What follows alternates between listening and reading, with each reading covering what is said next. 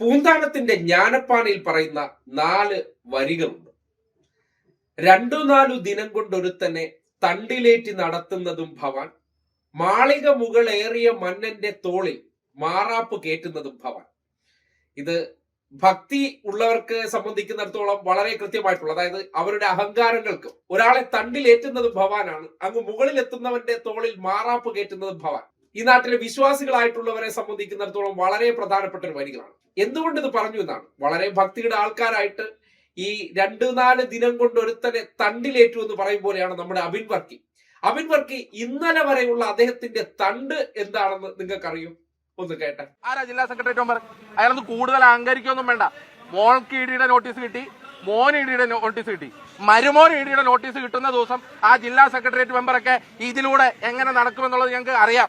ആ ജില്ലാ സെക്രട്ടേറിയറ്റ് മെമ്പറൊക്കെ കരിഞ്ഞു വെച്ചോ, ചെവിയിൽ നുള്ളി വെച്ചോ. മോനും കരിഞ്ഞ് മരുമോൻ ഇഡി നോട്ടീസ് കിട്ടുന്ന ദിവസം അവനെ ഞങ്ങൾ എടുത്തോളാം എന്ന് മാത്രമേ പറയാനുള്ളൂ. കേട്ടല്ലോ, അവനെ ഞങ്ങൾ എടുത്തോളാം, മരുമോൻ ഇഡി വരും, മറ്റത് വരും, മറിച്ചത് വരും. എന്താ ഡയലോഗുകൾ, എന്താ അഹങ്കാരപൂർണമായിട്ടുള്ള വർത്തമാനങ്ങൾ.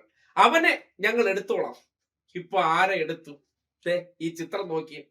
നാട് കടത്താൻ വേണ്ടി തൂക്കി എടുത്തുകൊണ്ട് പോകുന്ന ഒരു ചിത്രം, അതൊരു ട്രോൾ ചിത്രമായിട്ട് സോഷ്യൽ മീഡിയയിൽ പ്രചരിക്കുകയാണ്.